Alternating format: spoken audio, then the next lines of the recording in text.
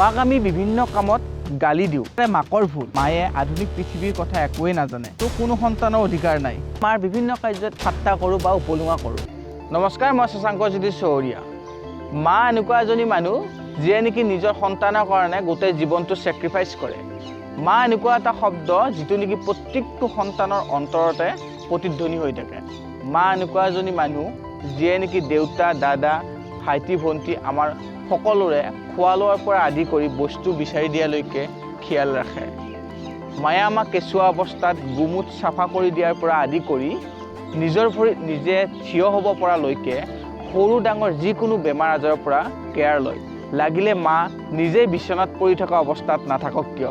মায়ে আমাক সৰুতে কোলাত লৈ ফুৰাবলৈ লৈ গৈছিল, কিন্তু এতিয়া মায়ে বিচৰাৰ পিছতো ফুৰাবলৈ লৈ যোৱাটো দূৰৰে কথা, বেমাৰ হ'লে হস্পিটেললৈ লৈ যোৱাৰো আমাৰ সময় নাথাকে। কিন্তু আমাৰ যেতিয়া সাধাৰণ জ্বৰো হয় তেতিয়া মায়ে গৰম পানী কৰি দিয়াৰ পৰা সকলোখিনি যত্ন লয়। এটা সময়ত আমি যেতিয়া মাতকৈও উচ্চ শিক্ষা লাভ কৰোঁ তেতিয়া মাৰ বিভিন্ন কাৰ্যত আমি গালি দিওঁ, ঠাট্টা কৰোঁ বা উপলুঙা কৰোঁ।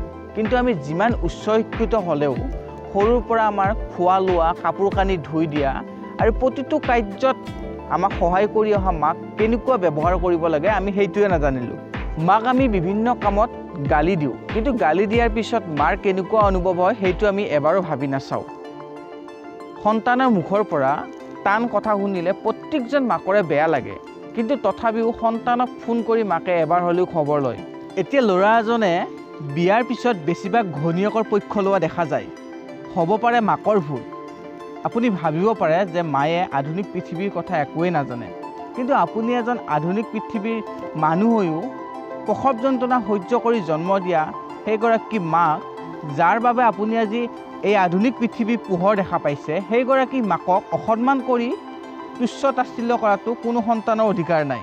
এতিয়া আমি মাদাৰ্ছ ডেৰ দিনা মাৰ লগত চেলফি উঠি আমি গোটেই পৃথিৱীক প্ৰদৰ্শন কৰোঁ, কিন্তু বেমাৰ আজাৰৰ পৰা আদি কৰি বিভিন্ন সমস্যা বা দৈনন্দিন কাম কাজত মাক আমি কিমানখিনি হেল্প কৰিছোঁ। আমি মাদাৰ্ছ ডে পাতিবলৈ তেতিয়াহে যোগ্য হৈ উঠিম যেতিয়াৰ পৰা মাক আমি সন্মান, মৰম আৰু আদৰ সমানে আৰু প্ৰতিদিনে যাচিম। ধন্যবাদ।